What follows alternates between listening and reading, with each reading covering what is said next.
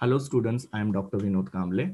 In this video, we are going to discuss about the topic business startups, जहाँ पे हम लोग इसका मीनिंग, प्रोसेस और चैलेंजेस के बारे में पढ़ेंगे। सबसे पहले हम लोग देखते हैं कि बिजनेस स्टार्टअप्स क्या होता है।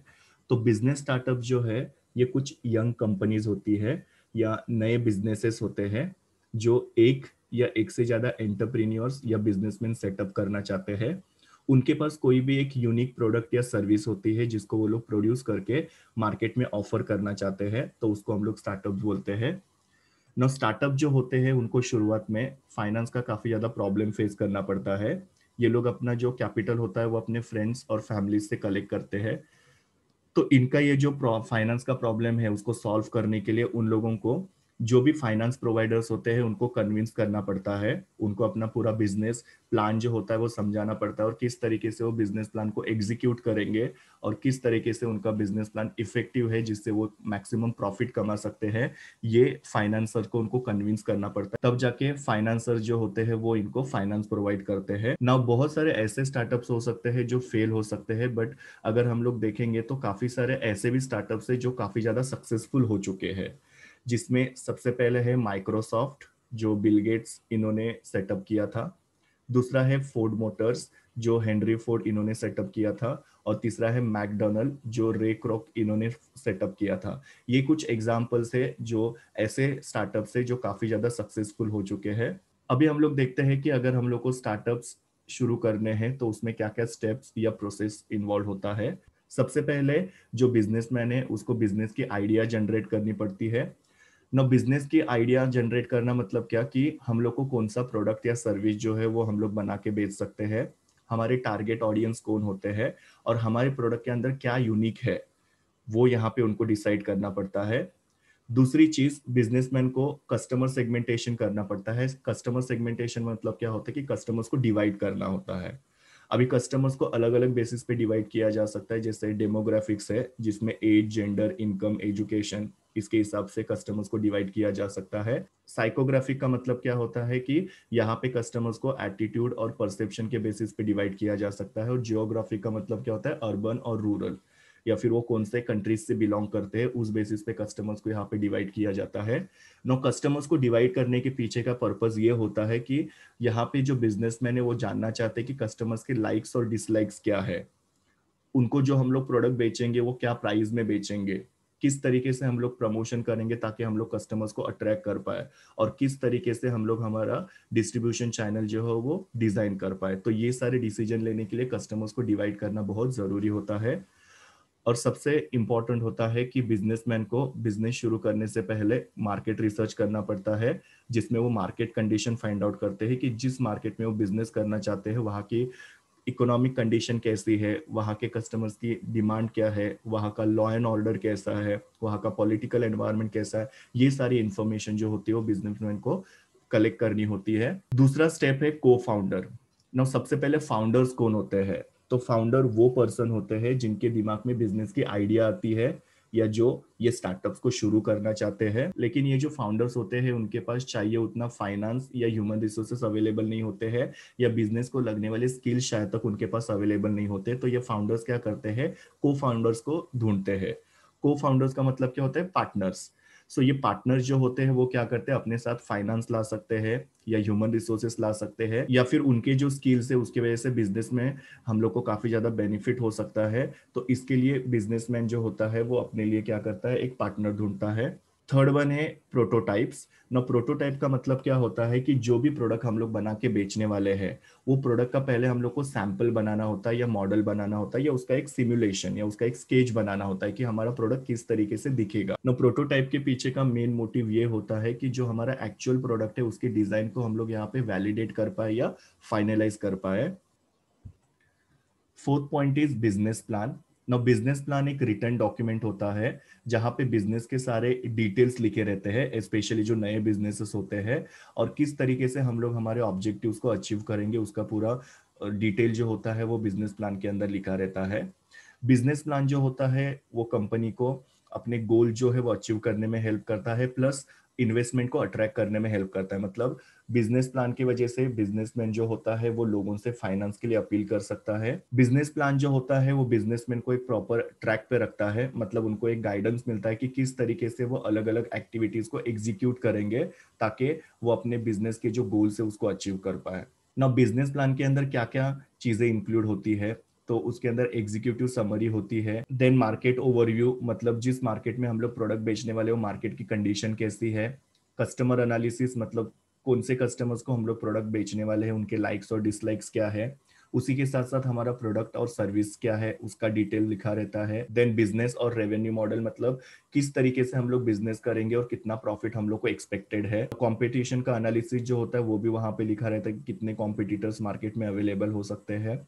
देन मार्केटिंग प्लान की कैसा प्रोडक्ट हम लोग बनाएंगे, क्या प्राइस चार्ज करेंगे, कैसे प्रमोशन करेंगे, कैसे डिस्ट्रीब्यूशन करेंगे, ये सब उसके अंदर लिखा रहता है। और लास्ट में है फंडिंग एंड फाइनेंशियल्स, मतलब क्या कि हम लोग कहाँ कहाँ से फाइनेंस रेज करेंगे और कहाँ कहाँ पे फाइनेंस को यूटिलाइज करेंगे। Fifth step is branding.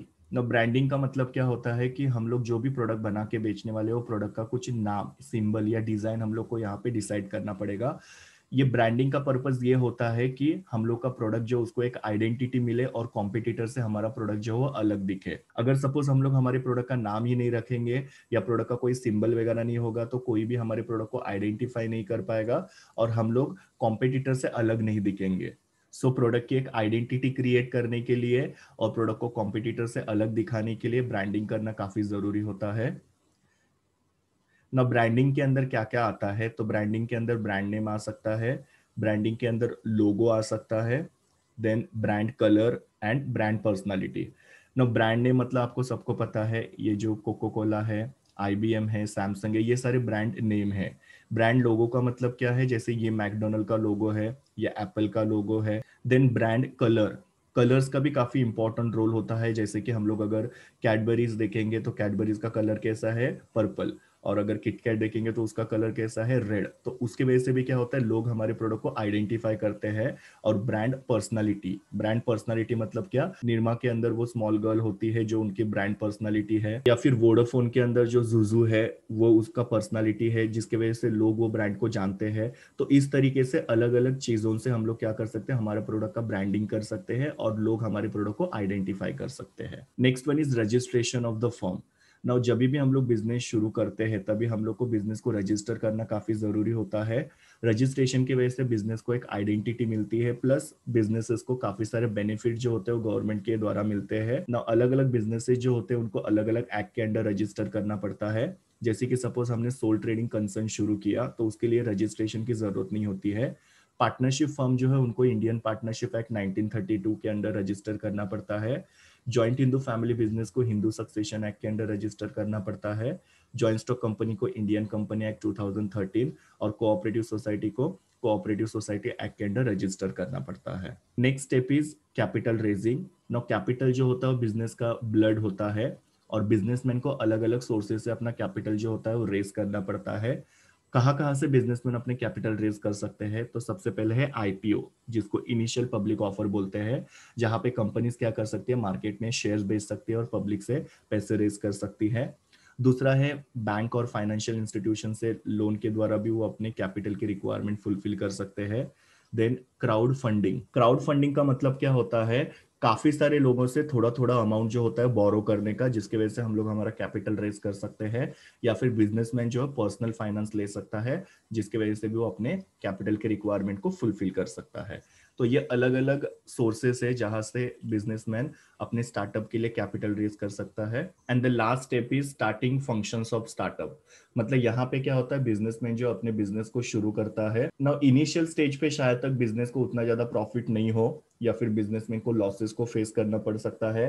तो यहाँ पे बिजनेसमैन ने हमेशा पेशेंस रखना चाहिए ना, उन्होंने कस्टमर सेटिस्फेक्शन के ऊपर ज्यादा फोकस करना चाहिए जिसकी वजह से उनके जो गोल्स है वो अचीव हो पाए ना। कौन से गोल को वो अचीव कर पाते हैं कस्टमर सेटिस्फेक्शन से, तो उनको हायर प्रॉफिट और हायर सेल्स अचीव कर सकते हैं, वो लोग अपने बिजनेस को एक्सपैंड कर सकते हैं और अपने बिजनेस की कॉर्पोरेट इमेज क्रिएट कर सकते हैं। तो इस तरीके से अलग अलग स्टेप्स या प्रोसेस फॉलो होता है बिजनेस स्टार्टअप्स में।